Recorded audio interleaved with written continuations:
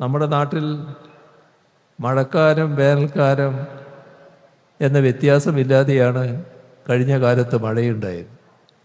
ഇപ്പോൾ വേനൽ മഴ ശക്തമായി, തുറന്നു വന്ന കാലവർഷം ശക്തമായി, തുലാവർഷവും നല്ല രീതിയിലുണ്ടായി. ഇതൊക്കെ നിർമ്മാണ പ്രവർത്തികൾക്ക് വലിയ തടസ്സങ്ങൾ സൃഷ്ടിച്ചു. അതിനെല്ലാം മറികടന്നാണ് നിർമ്മാണ പ്രവർത്തികൾ മുൻപോട്ട് കൊണ്ടുപോയത്. കൃത്യമായ പ്ലാനിങ്ങോടുകൂടിയും അച്ചടക്കത്തോടുകൂടിയും ആയിരക്കണക്കിന് നിർമ്മാണ തൊഴിലാളികളെയും ഉദ്യോഗസ്ഥരെയും വിന്യസിച്ചുകൊണ്ട് നടത്തിയ ഭഗീരഥ പ്രയത്നത്തിൻ്റെ സാക്ഷ്യമാണ് നാം ഇപ്പോൾ കാണുന്ന ഈ ടൗൺഷിപ്പ്. അതിൻ്റെ ഭാഗമായ ഓരോ തൊഴിലാളിയെയും അഭിനന്ദിക്കാൻ ഈ അവസരം വിനിയോഗിക്കുകയാണ്.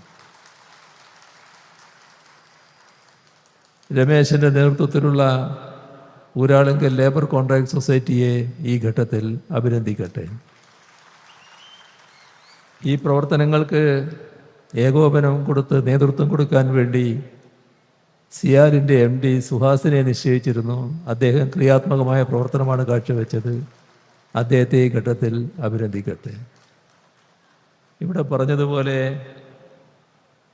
അനിതരസാധാരണമായ വൈഭവമാണ് നമ്മുടെ ഇവിടുത്തെ കലക്ടർ ഈ കാര്യങ്ങളിലെല്ലാം കാണിച്ചിട്ടുള്ളത്.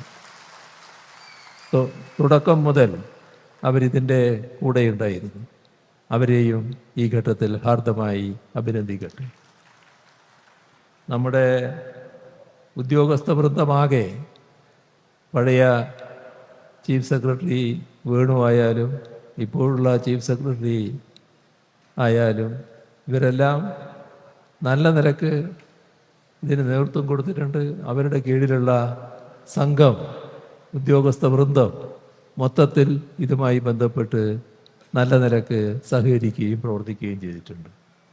ഇപ്പോഴുള്ള ചീഫ് സെക്രട്ടറി ജയതിലകനെയും ആ ടീമിന് നേതൃത്വം കൊടുത്ത ജയതിലകനെയും ഈ ഘട്ടത്തിൽ ഹാർദമായി അഭിനന്ദിക്കട്ടെ.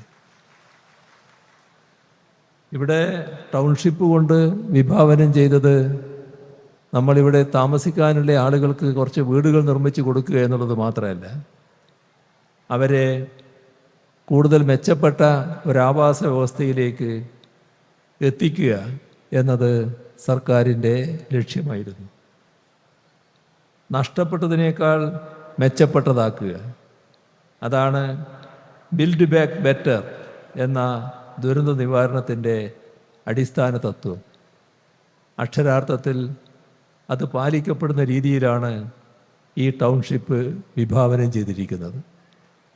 ഇവിടെ വീടുകളോടൊപ്പം പൊതു സൗകര്യങ്ങളായ community hall, disaster shelter, football ground, disaster memorial, കടമുറികൾ, മെറ്റീരിയൽ കളക്ഷൻ ഫെസിലിറ്റി, തടയണയും ജലാശയവും, 10 സ്വീവേജ് ട്രീറ്റ്മെൻറ്റ് പ്ലാന്റുകൾ, ഭൂഗർഭ വൈദ്യുതി വിതരണ ശൃംഖല, വെള്ളം ഒഴുക്കുന്നതിന് ഡ്രെയിനേജ് സംവിധാനം, 9.5 ലക്ഷം ലിറ്റർ കപ്പാസിറ്റിയുള്ള വാട്ടർ ടാങ്ക്, ഓരോ വീട്ടിലും വൈദ്യുതി ഉൽപ്പാദിപ്പിക്കുന്നതിനാവശ്യമായ 2 kV കപ്പാസിറ്റിയുള്ള സോളാർ പവർ പ്ലാന്റ്, അത് വേണമെങ്കിൽ അവർക്ക് കൂടുതൽ ശേഷി വർദ്ധിപ്പിക്കാനാവും.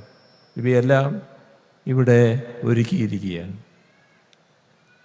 5 സോണുകളായിട്ടാണ് ഈ ടൗൺഷിപ്പ് വിഭാവനം ചെയ്തത്.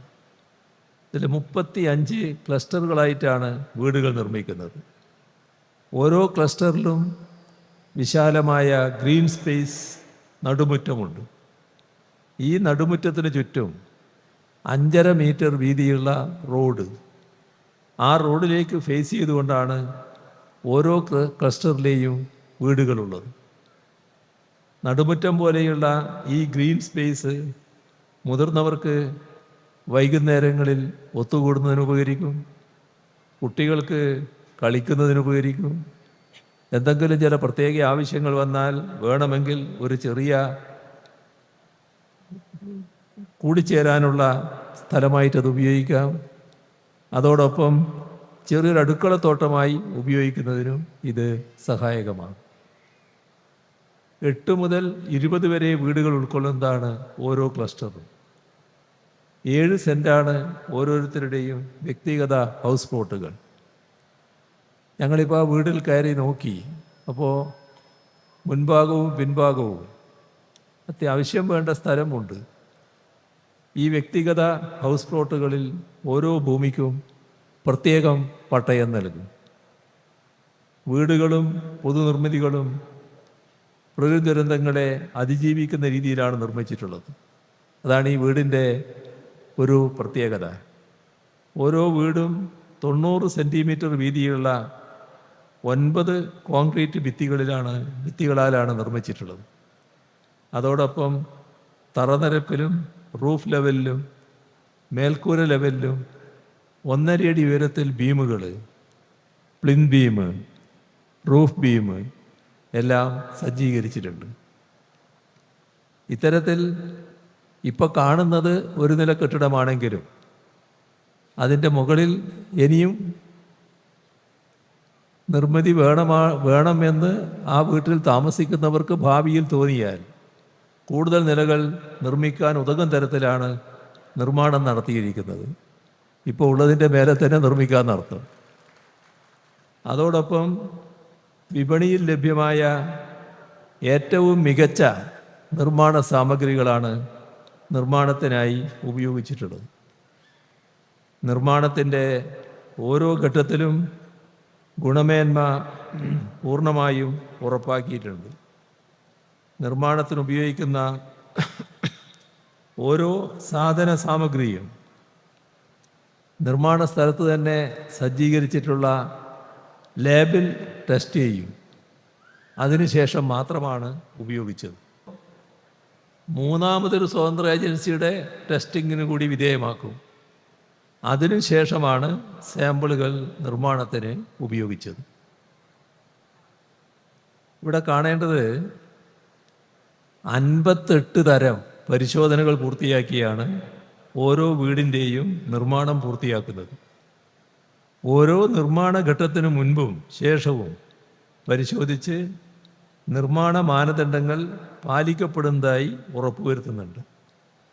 അത് ഉറപ്പുവരുത്തിയ ശേഷം മാത്രമാണ് നിർമ്മാണം അടുത്ത ഘട്ടത്തിലേക്ക് കടക്കുന്നത്.